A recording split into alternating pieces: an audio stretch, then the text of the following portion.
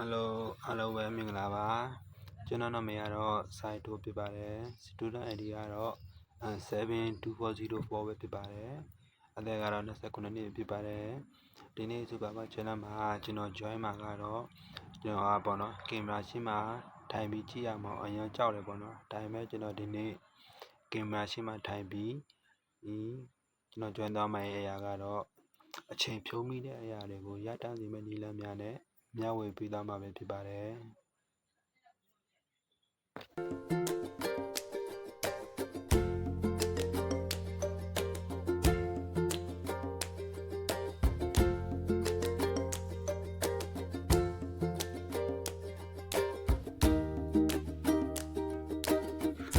ပထမတစ်ချက်မှာတော့အချိန်ဆွဲခြင်းကိုရှောင်ကျဉ်တာ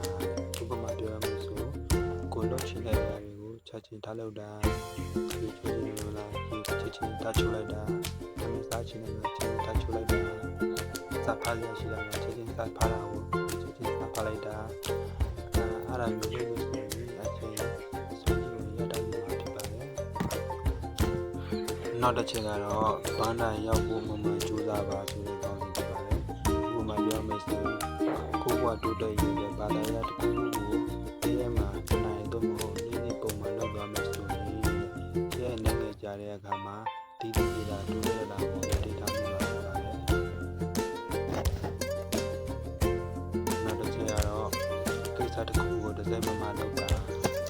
အလုပ်တစ်ခုကိုတပြိုင်တည်းလုပ်မယ်ဆိုရင်အချိန်နဲ့ပြုံးပြီးပြီးနဲ့တူနေတဲ့ကြောင့်ပါတော့တစ်ခုခုလုပ်မယ်ဆိုရင်ကိုလုံးမရတဲ့ကိုပုတ်ကထားပြီးတော့တစ်စိတ်မမှလုပ်သွားမယ်ဆိုရင်ကိုပြောင်းမှာဖြစ်ပါတယ်နောက်တစ်ချက်ကတော့အချိန်ရဆွဲပါတယ်အချိန်ရဆွဲပါပြီးတော့ကိုရဲ့တမတာမှာကိုလုံးမဲ့အရာတွေကို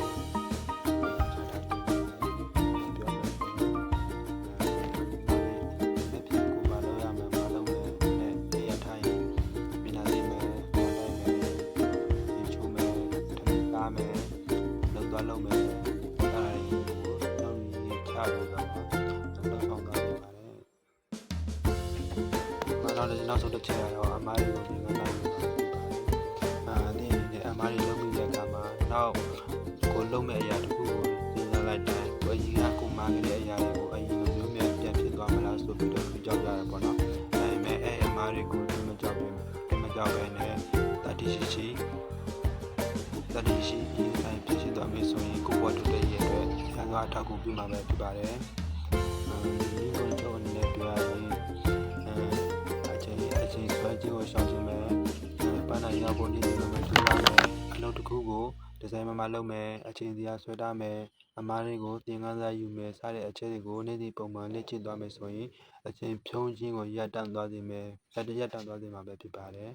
အားလုံးကိုကျေးဇူးတင်ပါတယ်